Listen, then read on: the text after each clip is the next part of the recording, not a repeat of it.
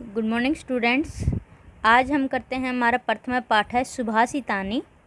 आज हम इसकी व्याख्या करेंगे, इसका सरलार्थ करेंगे। पृथ्व्याम त्रीणि रत्नानि जलम अन्नम सुभाषितम। पृथ्वी पर 3 रत्न हैं, जल, अन्न, सुभाषितम सुंदर वचन अर्थात अच्छी बातें।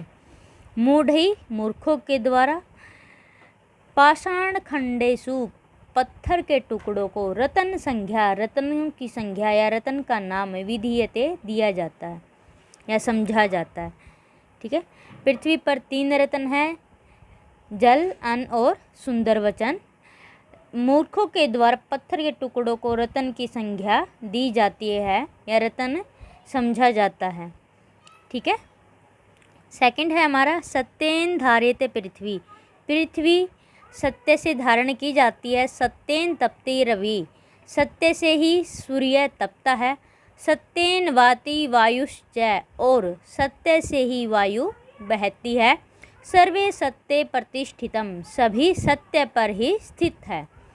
ठीक है, पृथ्वी सत्य से धारण की जाती है, सूर्य सत्य से तपता है, वायु सत्य से ही बहती है, सभी सत्य में से ही स्थित हैं या सत्य पर ही स्थित हैं।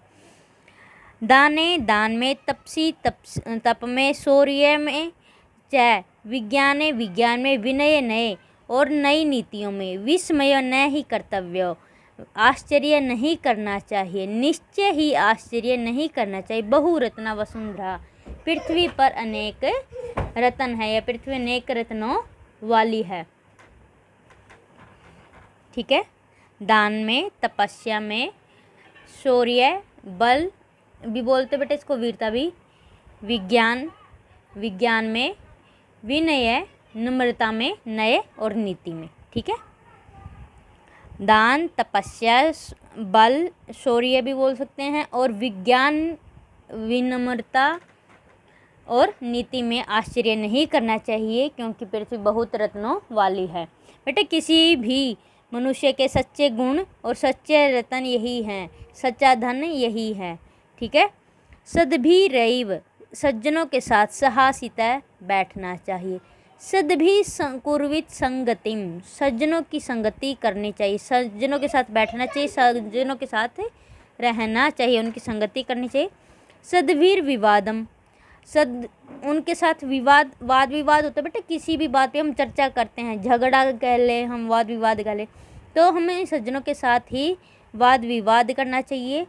मैत्रीम च, और सज्जनों के साथ ही हमें मित्रता करनी चाहिए। नहीं असज्जनों के साथ किंचित आचरित, कोई भी आचरण नहीं करना चाहिए। हमें असज्जनों के साथ कोई भी व्यवहार नहीं करना चाहिए। आचरण कहे या व्यवहार एक ही चीज़ है बेटा। तो सज्जनों के साथ बैठना चाहिए, उन्हीं सज्जनों के साथ संगति करनी चाहिए, सज्जनों के साथ ही हमें वाद विवाद करना चाहिए और सज्जनों के साथ ही हमें मित्रता करनी चाहिए।